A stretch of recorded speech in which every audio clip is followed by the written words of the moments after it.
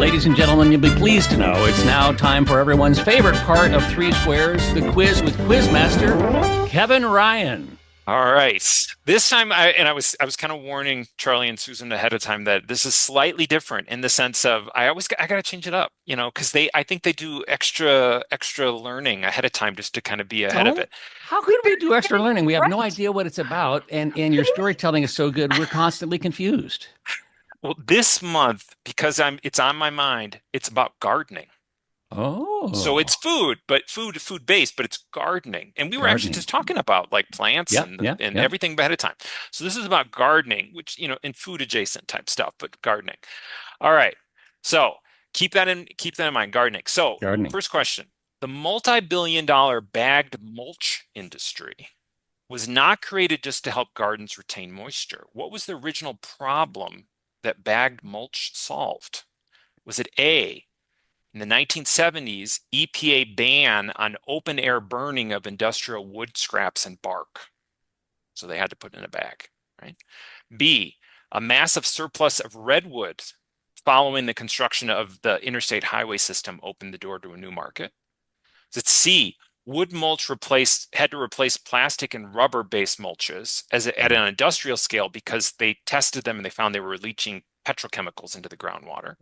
Or was it D, the invention of affordable shredder chipper, originally for use during the Vietnam War when they were clearing forest, then made its way into small-scale mulching and made that possible? So why do we have the multi-billion-dollar bag mulch industry? All right, Susan, you go first. So Uh, I'll go back um, into it. Was it a ban on open air burning? Was it a surplus of redwood? Was it plastic and rubber? Was replacing plastic and rubber, or was it an invention of the shredder chipper? I'm gonna go industrial burning. Okay. You're going with A? A. Yeah. Yeah, I'm going with A as well. You were both correct. Wow. Okay, that's a good Charlie. sign for this. Maybe you. Knuckles. There we go. Okay, yeah, it was the Winning. EPA ban. Yeah, it was they definitely had to find, and they found a really good way toward making money off that. There Okay. you go. Number two, the legendary success of the Burpee Seed Company, right, was a direct result of what specific change in the US? Okay, was it A, the seed distribution program of 1893, which used congressional funds to buy seeds for constituents, and Burpee was the first one that was developed to kind of fund the seed distribution? Was it B, the introduction of the free rural delivery, or RFD, in 1896, which allowed companies to bypass local general store monopoly? Was it C, the 1912 Plant Quarantine Act, which effectively banned the import of competing European seeds and bulbs and forced consumers to buy domestic? Or was it D, the standardization of hardiness zones, which allowed catalog companies to guarantee regional success for the first time?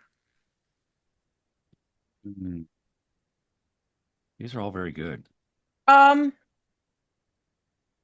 I'm gonna go with the standardization of the hardy zones because I'll tell you why. I am a Mm-hmm. nerd, as you know, and one of my favorite puzzles is all of these old antique seed labels, and there's no Yeah. burpee on there. Mm, So, and they're all from 18 da da da da. So I'm thinking this hardiness thing is going to be more in the 1900s, and they came about then. okay. I'm Charlie. going to go free rural delivery. Okay. Charlie is correct. It Oh, is the introduction of free rural RFD. So Burpee basically was the Amazon of the 19th century. Mhm. They basically won by logistics, by leveraging public infrastructure to kill basically local retail well, they through. aren't on my puzzle. Okay, well, yeah. I don't So know. you both know I was recently on vacation in St. Lucia, and they use coconut shells and husks as Mm, mulch yeah, because that's what's available, yeah. There's and they probably retain a lot of water. they That was the probably last question, Charlie. We've moved on. know that. I'm No. slow. I'm a little slow. Give me a break. It's Friday. All right, Don't so worry. far it's 2-1. Charlie's up. In two more, Okay. he'll have a question. He'll have a thought about seeds.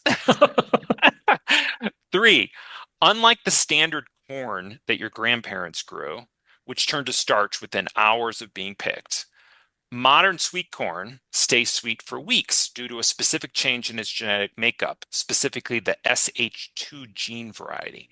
But what is the hidden cost of this genetic pivot?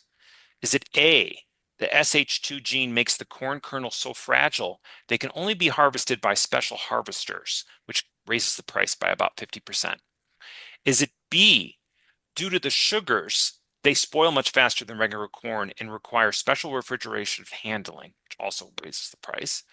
Is it C, sweet corn seeds are so sugary they struggle to absorb water, so to sprout them, they need pricey nursery pre-treatment called priming before they can be planted? Or is it D, the hull of the corn is less digestible than other corn, allowing it to survive the digestive tract more intact? Okay, I'm confused. You're talking about sweet corn, like the Yes. stuff we eat, right? Yep. Yep. Like you can plant it in your garden without Yep. priming it or Well, sometimes they have a yellow coating or orange or red coating on the seeds. If you've planted seed corn, it frequently has the red coating on the seeds. Charlie, you can go first. B, spoils faster. Okay. Susan, Fragile kernel? what was that? Fragile kernel? Fragile kernel. Oh, A? Fragile Mhm. harvest. Yeah. Okay. No, it is C. It is priming. And I think you're right, Charlie. I think that coating that they have on there is the priming, or at least Yeah. is the beginning of the priming. So it Yeah. is C. It is C. So I have not grown it myself. In Sweet corn? I have not grown it. I mean, I've lived behind sweet corn fields and all that kind of stuff, but I always know that you have to have more than one. You have to grow a little bit more than one because you need it to Yeah, pollinate, pollinate. right? Well, Yeah, yeah, you yeah. can't just grow one stock. Yeah, right, exactly. Yeah, No, and it would be no. lonely too. Yeah, It That's would be me. lonely. You don't want My that. my issue is we have too many deer, and I'd Oh never see yeah, an ear. Right. right. No, you wouldn't. No. Yeah. All right. Four. I think Charlie's still up. Four. Yes. The global gardening obsession with growing super hot peppers, such as the Carolina Reaper or the ghost pepper, was fueled by what industrial necessity?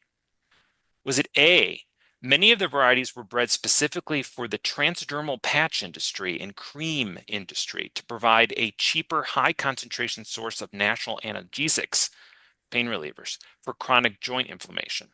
So that's why they were originally developed.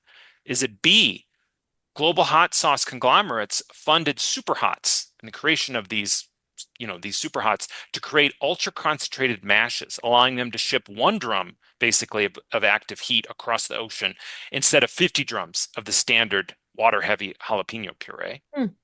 Is it C, the capsaicin extraction industry funded the early breeding of high heat varieties to lower the industrial cost per gram of active irritant for pepper spray?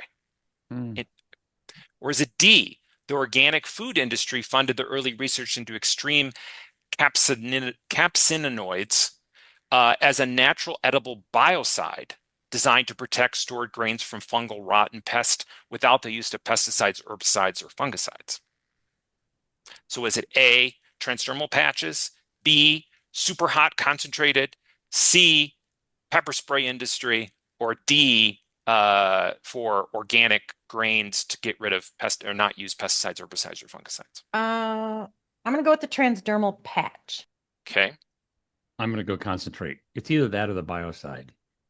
I'm going to go concentrate. Okay. It's actually the pepper spray industry. No way. Yeah. So those were developed in India specifically as used as a non-lethal form of Crowd irritant. control. Yeah. Crowd control and all that kind of stuff. So a lot of those really like the ghost peppers and things like that was directly because of that. So that's what those were originally developed for. All the rest of that, I think, came from that, but that was the original use of those original ones. Yeah. Wow. All right. Number 5. Most commercial potting soil sold in the big stores contains zero actual soil, silt, sand, or clay. Why is this soilless media Contains no silt, sand, No, or it is clay? like, Yeah. silt, sand, Okay. or clay. It doesn't Okay, contain, so it's yeah. not soil. Right. Yeah. No. Why is this soilless media the industry standard? It's like, why do we have that soil or not lack of soil?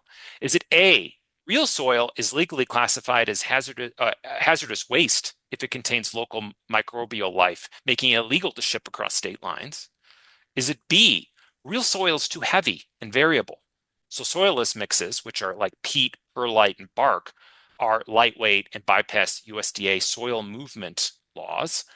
Is it C, the soilless movement was a result of the 1990 shortage of topsoil caused by the expansion of the Florida Everglades protection zones?